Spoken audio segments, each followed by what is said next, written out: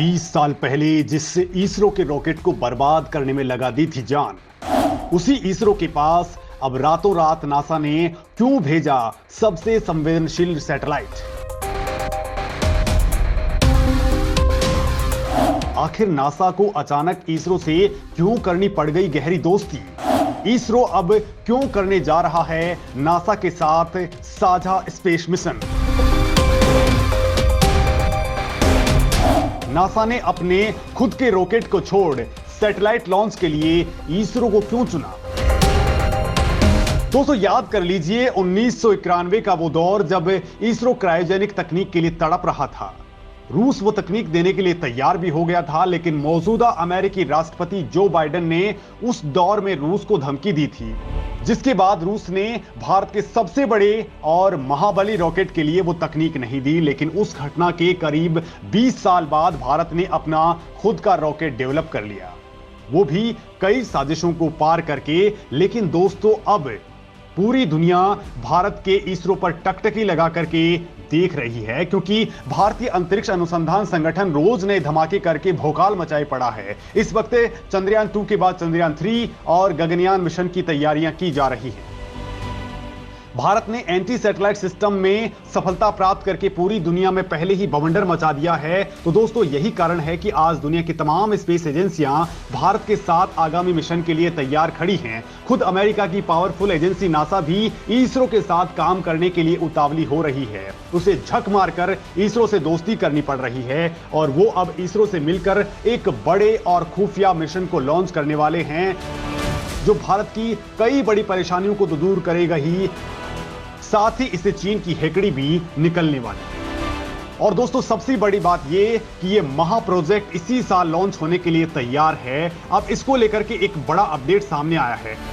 दोस्तों नासा ने अचानक से भारत में इस बड़े और इतिहास लिखने वाले रॉकेट को भेज दिया है। बड़ी बात तो यह है कि इसरो और नासा ने ये जो सैटेलाइट मिलकर के बनाया है, उसे लॉन्च करने के लिए भी इसरो को ही चुना गया है। तो दोस्तों आखिर ये खेल कैसे हो गया कि नासा को अपने रॉकेट, अपनी तकनीक और अपने लोगों से भी ज्यादा यकीन इसरो पर हो चला है। और इस नए मिशन में ऐसा क्या सीक्रेट है जिसे चीन छोड़िए रूस भी परेशान हो उठा है।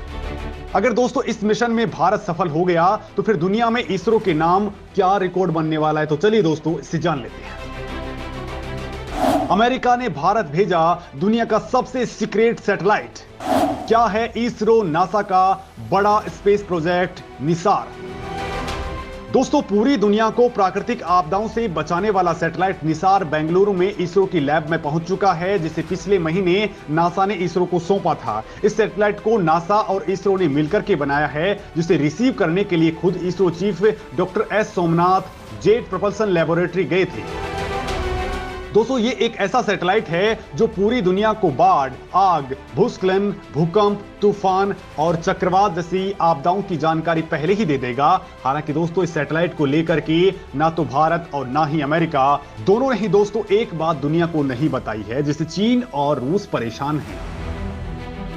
वो बात दोस्तों मैं आपको बताने वाला हूं। पहले इस सैटेलाइट या ठीक से कहें तो अंतरिक्ष की इस खतरनाक लैब को जान लीजिए। तो दोस्तों इस सैटेलाइट को इस साल के आखिर में या 2024 में लॉन्च किया जाएगा। इसके साइंटिफिक पेलोड में 2 तरह के रडार सिस्टम्स लगे हुए हैं। निसार का पूरा नाम है NASA ISRO synthetic aperture radar. इसे बनाने में 10,000 करोड़ रुपए की लागत आई है।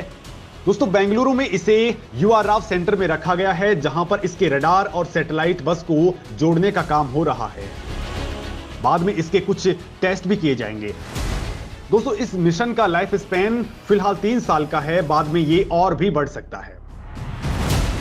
इसका मैश रिफ्लेक्टर 40 फीट व्यास का है। इसे नियर पोलर अर्थ ऑर्बिट में तैनात किया जाएगा। ये दिन और रात दोनों वक्त काम करने वाला सैटेलाइट होगा। इसे लॉन्च करने के लिए इसरो का भारी भरकम satellite GSLV Mark II rocket का इस्तेमाल किया जाएगा। दोस्तों निसार स्पेस में धरती के चारों तरफ जमा हो रहे कचरे और पृथ्वी की और अंतरिक्ष से आने वाले खतरों की सूचना भी देता रहेगा। इस सैटेलाइट और इसके पेलोड्स की कई बार टेस्टिंग हो चुकी है। ये भारत और अमेरिका का अब तक का सबसे बड़ा संयुक्त मिशन है।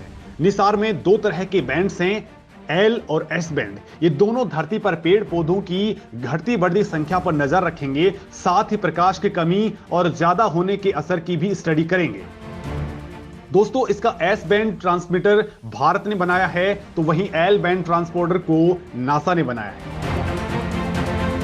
वैसे दोस्तों, निसार को केवल एक साधारण सैटेलाइट कह देना एक बड़ी नाइंसाफी होगी, क्योंकि यह अंतरिक्ष में तैरती एक खतरनाक लैब होगी जिसमें एक साथ कई तरह के इंस्ट्रूमेंट लगे हैं। मतलब इसमें कई ट्रांसपोंडर्स, टेलीस्कोप और रडार सिस्टम्स लगे हैं। इसके अलावा इसमें एक आर्म निकलेगा जिसके ऊपर एक सिलेंडर होगा। यह सिलेंडर लॉन्च के कुछ घंटे बाद में खुलेगा, तो इसमें डिश एंटीना जैसी एक बड़ी छतरी निकलेगी। यह छतरी ही सिंथेटिक अपर्चर रडार है।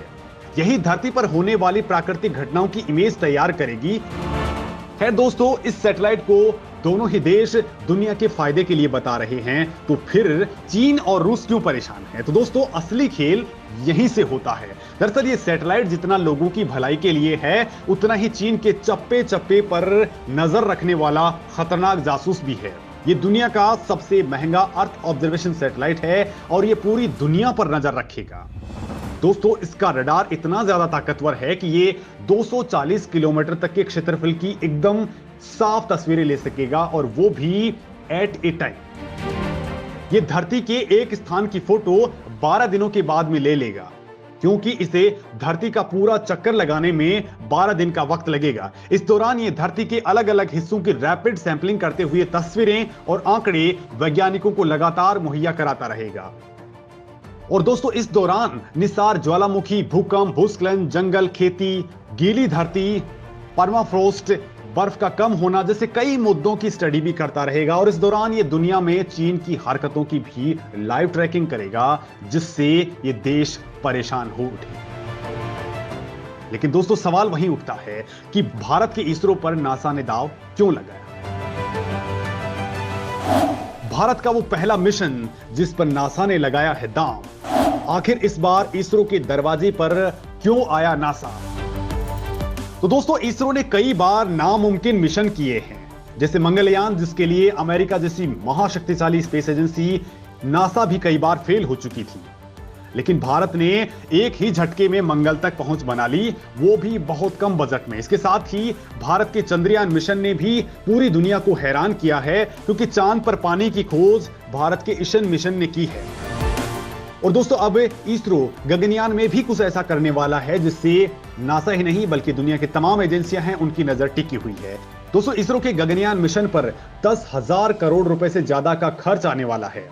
दोस्तों, इसरो का गगनयान मिशन भारत के लिए बड़ी वैज्ञानिक उपलब्धि होने के साथ ही देश के लिए रणनीतिक महत्व भी रखता है। इसरो ने अब तक सैकड़ों सैटेलाइट्स को अंतरिक्ष में लॉन्च किया है, लेकिन कभी कोई यान इंसानों को लेकर के अंतरिक्ष में नहीं गया है। लेकिन अब गगनयान के जरिए भारत के 3 अंतरिक्ष यात्रियों को स्पेस में भेजने की तैयारी चल रही है।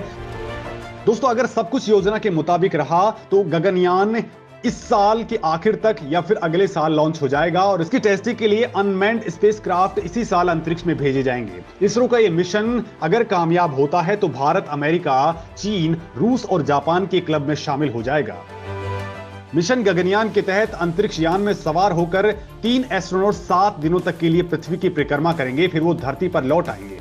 इस दौरान 400 किलोमीटर की ऊंचाई पर अंतरिक्ष से जुड़ी जानकारियों को वो हासिल करते जाएंगे, ताकि भविष्य के मिशन के लिए दूसरे यानों को तैयार किया जा सके। दोस्तों, इससे पहले भारत ने चंद्रयान नाम का मिशन अंतरिक्ष में लॉन्च किया था, जिससे पहले फेज ने चंद्रमा की सतह से जुड़ी बहुत सारी जानकारियां भेजी। इसके बाद चंद्रयान 2 को लॉन्च किया गया, लेकिन उसमें पूरी सफलता नहीं मिली। हालांकि चंद्रयान 2 का ऑर्बिटर अभी भी चक्कर लगा रहा है। इस वक्त इसरो चंद्रयान 3 मिशन और गगनयान पर पूरा फोकस किए हुए है। इसे मोदी का ड्रीम प्रोजेक्ट भी कहा जा रहा है। साथ ही इसके लिए फंड की कमी ना हो, लिहाजा सरकार इसका पूरा ध्यान रख रही है। इतना ही नहीं दोस्तों, अगले साल इसरो आदित्य L1 की शुरुआत भी करने वाला है। इसरो का ये एक सोलर मिशन है जिसका पूरा नाम आदित्य सोलर मिशन है। कोरोना महामारी की वजह से इसरो के इस मिशन में काफी देरी हो चुकी है, लेकिन अगले साल तक इस मिशन के लॉन्च होने की पूरी संभावना है। अपने इस मिशन के तहत इसरो अपने रॉकेट को सूर्य के वायुमंडल में भेजने की कोशिश करेगा, और रिपोर्ट्स के मुताबिक इसरो रॉकेट के जरिए अपने सैटेलाइट को पृथ्वी से 3 लाख किलोमीटर की दूरी पर सूर्य के वायुमंडल में भेजेगा। इसरो का ये उपग्रह पृथ्वी और सूर्य के बीच L1 नामक पॉइंट पर भेजा जाएगा। ये बिंदु अंतरिक्ष जगत में एक पार्किंग स्पॉट माना जाता है और अभी तक सिर्फ नासा ही अपने सैटेलाइट को यहां तक भेजने में कामयाब रहा है।